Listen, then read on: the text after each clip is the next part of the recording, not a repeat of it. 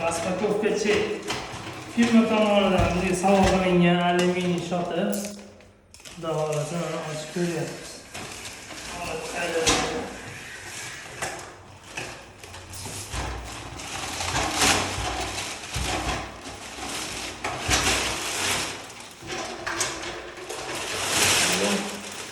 Mazza qilsa to'g'ri. O'zimizda ikkita bor, bittasi ana ikkinchisi. Bu uchinchisi oldi. Akalarga rahmat aytamiz. Qiziqib ishlaydigan bo'ldik.